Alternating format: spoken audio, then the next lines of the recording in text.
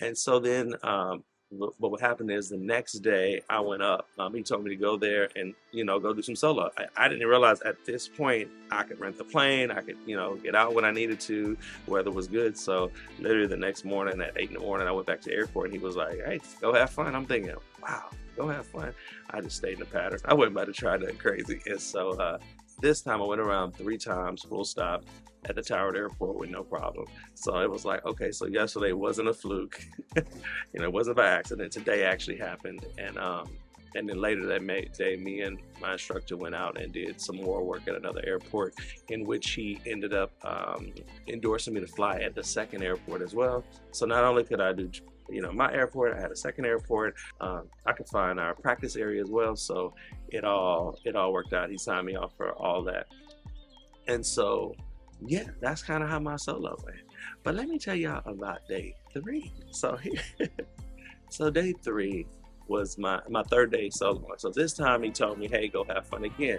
Now these are all back to back. So I did a solo one day, then the next day I soloed just in the traffic pattern. Then the third day I ended up doing a solo again, but actually flying out to the practice area, flying out to the other airfield, and which is about maybe 20 nautical miles away. And this day was good, but I was on the leash now, I have a further leash. And so I got out of there. At first I actually had problems with my comms. They could hear me, but I couldn't hear them. Fixed that problem, flew out to the other airport, and that's the first time by myself I've done it. So I went over there and I noticed there was a lot of traffic. I was looking at ForeFlight, looking at traffic, and I was having a little moment like, wait, how many feet are them? Because I'm seeing us coming close to each other. Like he's coming this way and I'm coming. I'm like, wait, but I realized that we were like 1,000 feet different from each other. But when you're by yourself, usually the instructor did a lot of the looking. I did, but he did a lot of it this time. Head on the swivel, I'm looking outside, I'm looking down here, I'm just looking at everything. And so it was really cool getting over there. But then when I looked at the airport, I noticed there was like 5 or 6 people in the traffic pattern. This is my first time out from the main airport by myself, and I actually chose not to go do touch and goes because he approved me for touch and goes as well. I chose not to do touch and goes, and I just chose to kind of like fly over it. I think I was 2,500 feet above the airport, just kind of looking down and saw them all in the pattern, and I decided to just fly on past that. And then I went to I kind of went to practice area and flew around a little bit, and it was just more just kind of enjoying flying because he's right. I haven't sat there and like, we're so focused on instruction and what we're doing, and I didn't have a moment to like enjoy flying. And so that was the first time I really got to enjoy it, and it was really, when I say it was like magical, I was like, wow, I'm really, my Instagram name is TravelwithScott, but like this is like freedom on another level. I'm gonna really be traveling, So it was surreal. Now I'm heading back to the home airport. 10 miles out, I get on the comms, I switch to tower, and I let them know I'm coming in.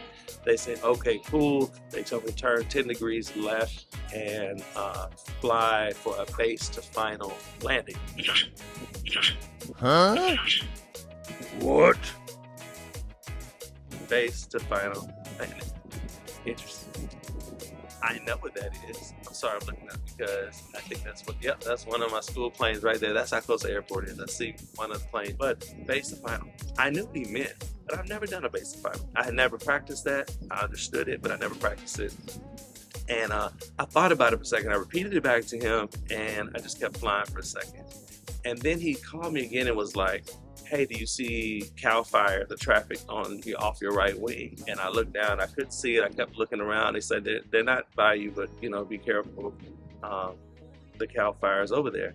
And I said, no, I didn't see him. So he says, well, go ahead and turn left, do a circle, and get back onto a base to final landing.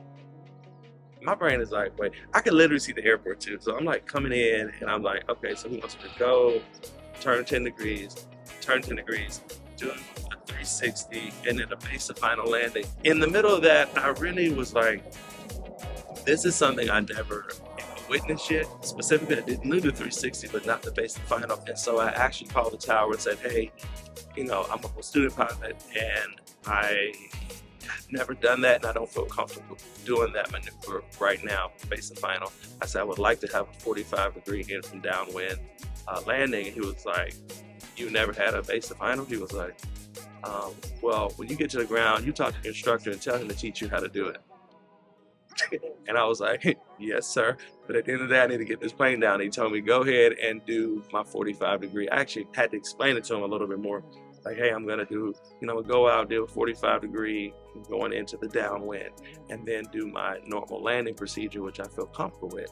And so he finally was like, okay, cool. So as I'm heading towards the 45-degree, he ended up calling back and he was like, hey, man, I just want to let you know, I apologize. Thank you for letting me know what your limitations are. That's what keeps people safe. And go ahead and, I'll make sure you're good. And I was like, oh man, thank you. But he already kind of hit my confidence. Like I was already feeling a little bit like, oh my goodness, I'm messing up on tower. And now he's got me flying over this part of the airport, which I usually don't fly over that part where there's just houses everywhere. I was down.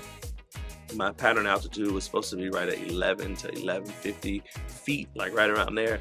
And at one point I dropped right at 1,000, just maneuvering in all these places, trying to make sure, checking traffic. It was a lot. I mean, it's my third day soloing, and technically my first day outside of the home airport. So it was just a lot going on. Just a lot going on. But I held it together. There was no issue. I kept thinking to myself, like, okay, just follow your procedures. And I turned around, went in, caught that 45-degree angle, flew right into that downwind, came back around, did base leg, final, boom. When I say smooth landing, again, butter landing. He ended up calling me on the comms when I told him I cleared the runway and said, hey, great job, man. And so that was that. So when I got back to the FBO, I can't lie, I was shaking a little bit. I was shaking up because it was just, I was really low in my head, 1,000 feet is low, 1,000 feet over the houses. And then I was being kind of turned around a little bit.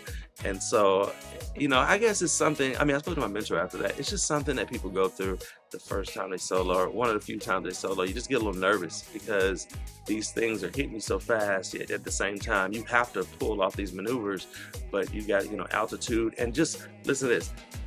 We are under a Class Charlie airport. So the limit is 1,600 feet. You got to be 1,000 feet. Oh, the pattern altitude is 1,000 feet. The runway is 150 feet. So I got a window of like 1,100 feet, and I'm not going to go up to 1,600. So I'm going to go, just say 1,500 tops. Really 1,400. Let's just say 1,500. So I only got from 1,100 to 1,400 feet to stay within this little window. For people that are like super pros, I guess they have no problem with. But for me as a student pilot, that's a very small window, and I just have to, just keep myself locked into that little area. And so that little window of opportunity we have is very small. And so I, sticking in that and not making any mistakes in that, it was a bit tough. But at the end of the day, I pulled it off. And my confidence was hit a little bit. They were like, you gonna go up tomorrow? I was like, no, I'm probably gonna sit on the ground tomorrow. I need a minute and to really process that flight. And as I spoke to my instructor, he told me that, he said, sometimes you need a day off. He said, you really been going hard at it, dude. Like, you're knocking things down, great. You might need a day to just really, really process that. And so I did, and took a day off. And then, then later the next day, I was ready to go up, but then the weather got a little bad. So I chose not to go up. But all in all, man, my experience in solo has been great. Like, it really has. My experience flying has been great, and I am going to push this thing all the way through commercial. I'm not backing up. Like, I'm going all the way. So, with that being said, I ended up speaking to my mentor, Matthew, and I asked him, does he ever have a moment where he's able to separate, death from all of this? Because, flying over those houses that low, it didn't really cross my mind at that moment. But when I got on the ground, it was like this really, that's out here right down to the airport. So it's just, you really get to hear a lot of it.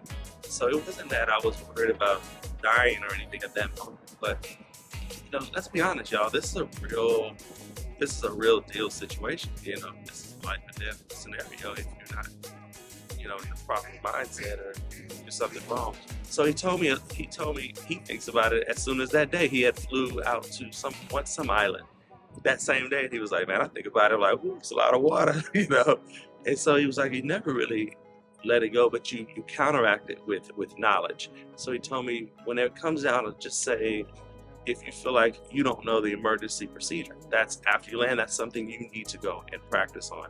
And so if you feel like you did anything wrong, whatever, in each flight, it's a learning situation where you have to go and counteract it with knowledge. So, and that's what I did. So when it came down to even tower, I'm counteracting with more knowledge. I'm doing more research on comps. When it came down to, all the different entryways in the airport and things like that, I've been sitting there studying that since then. So all of that is, it's good. It's just a learning experience. So, but everything is really well now. So, hey man, I'm gonna keep flying. Thank you guys for letting me be here this long. And signing out.